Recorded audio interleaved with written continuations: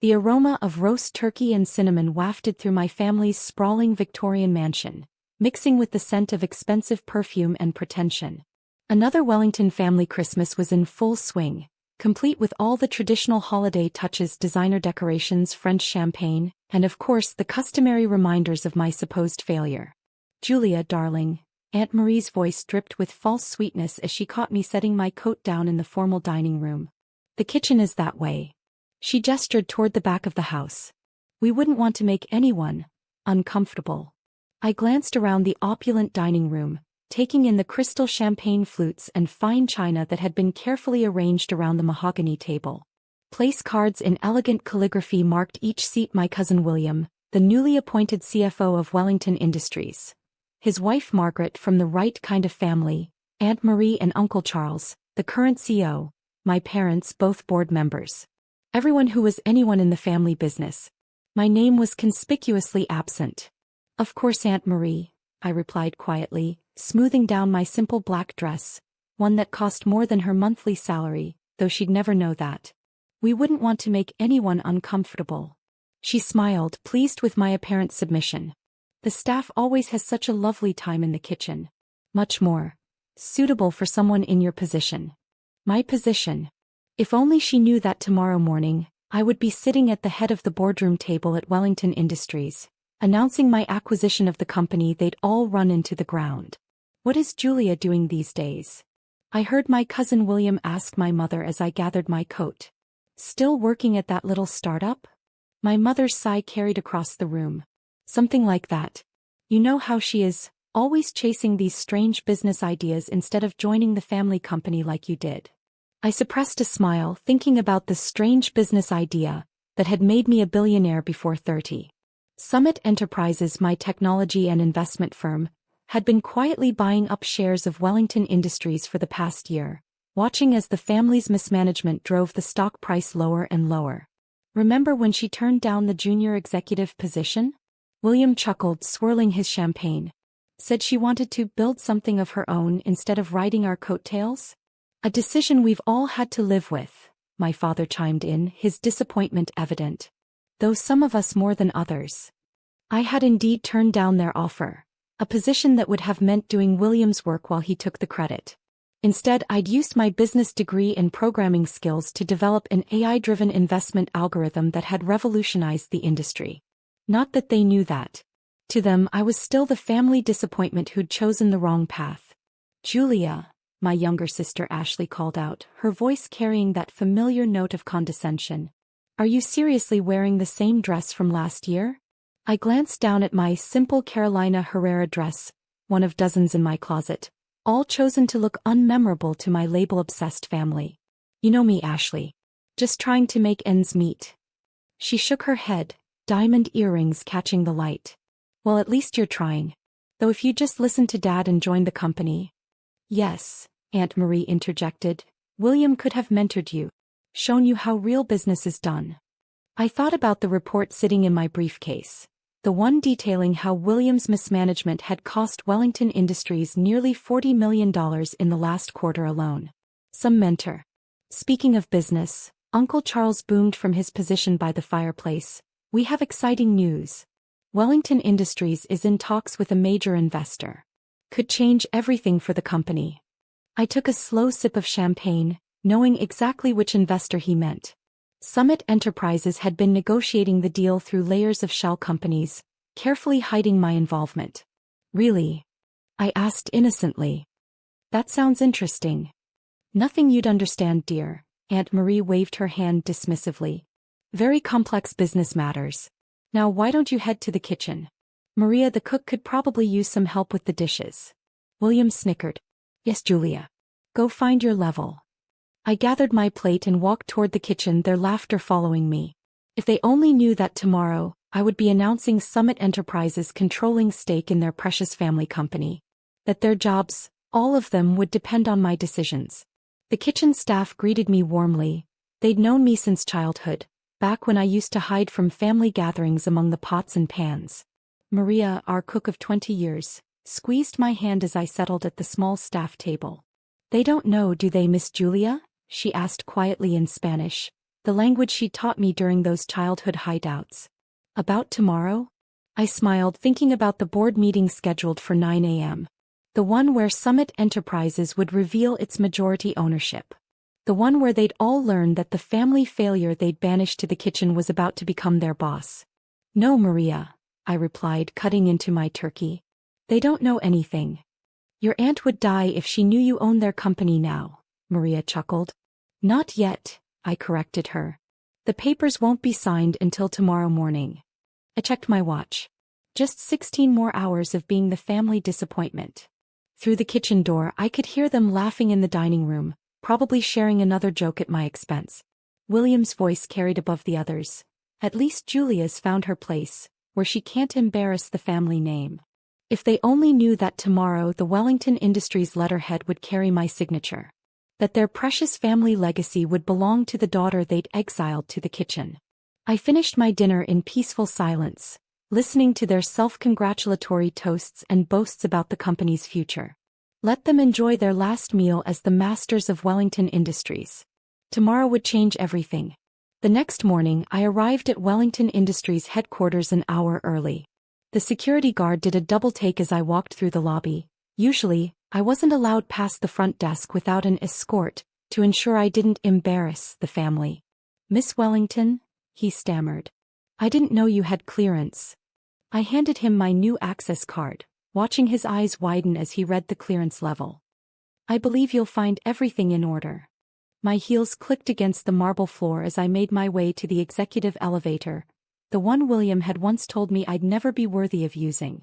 Today I wore a tailored Chanel suit, my simple dress from last night replaced by obvious symbols of power. No more hiding.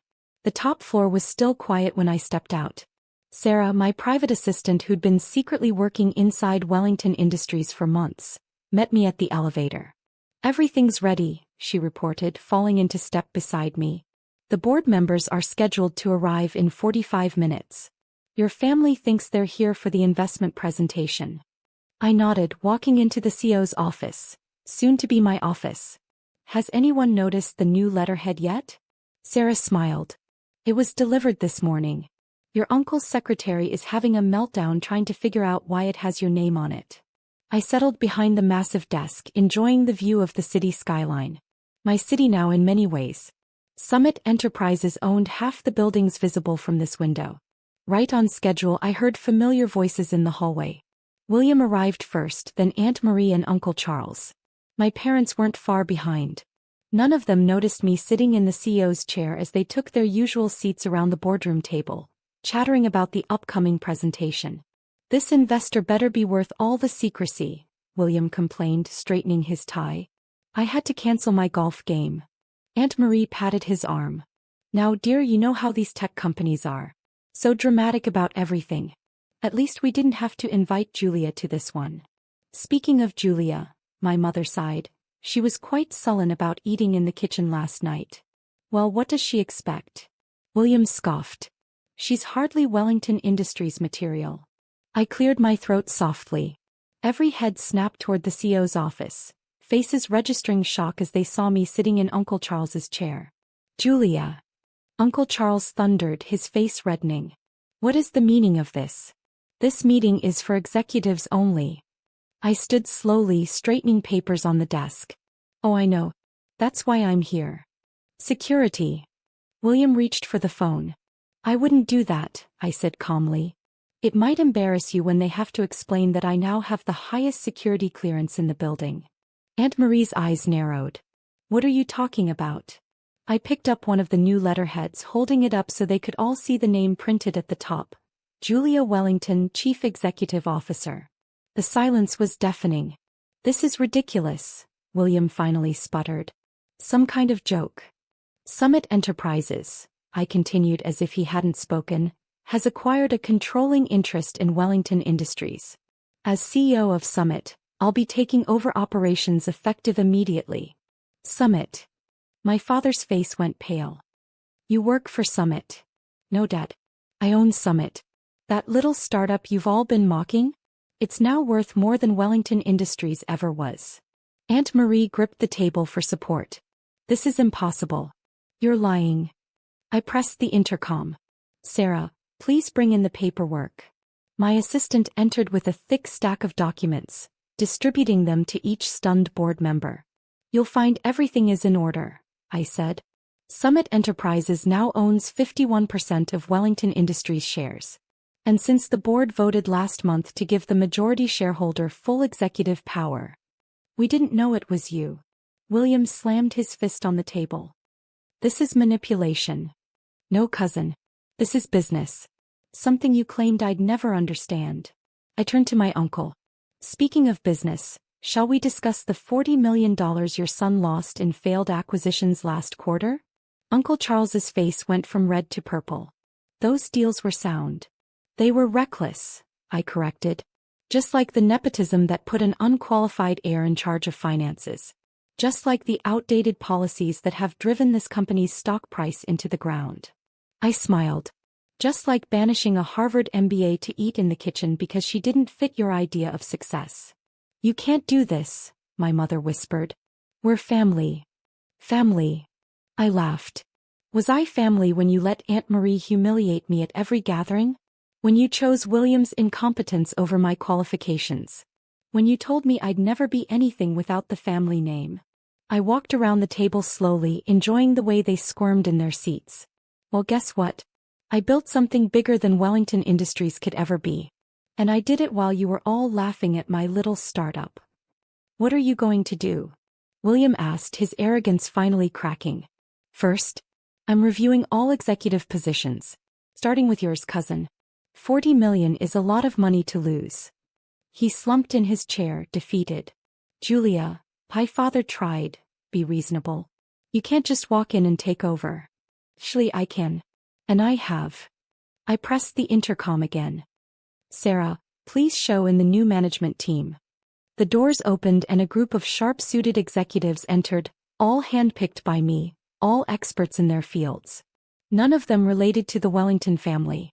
You're firing us? Aunt Marie's voice rose to a shriek. All of us. Oh no, Aunt Marie. I'm offering you exactly what you offered me. I smiled sweetly. The kitchen staff is always looking for help. I hear the dishes need washing. The color drained from her face as her own words came back to haunt her. You can't be serious, William protested weakly. Completely serious. Though I suppose you could always try finding work elsewhere. I paused. Of course, Summit Enterprises owns most of the major companies in this sector. And I hear the CEO can be quite particular about who she hires. One by one they gathered their belongings and shuffled out of the boardroom. My mother paused at the door, tears in her eyes. Julia, please. The kitchen entrance is around back, Mom. I'm sure Maria will show you where to put your coat. When they were gone, I settled into my new chair, looking out over my expanded empire. Sarah appeared with a fresh cup of coffee. Shall I have maintenance change the locks? She asked with a knowing smile. No need. I picked up one of the new letterheads, running my finger over my name. I don't think they'll be coming back. That evening I had dinner in the executive dining room, enjoying the silence and the victory. My phone buzzed with messages from family members, alternating between anger and desperate pleas. I left them all unread. Sometimes success doesn't need to be announced with grand declarations. Sometimes it's better to let it speak for itself, preferably from the CEO's chair they said you'd never occupy.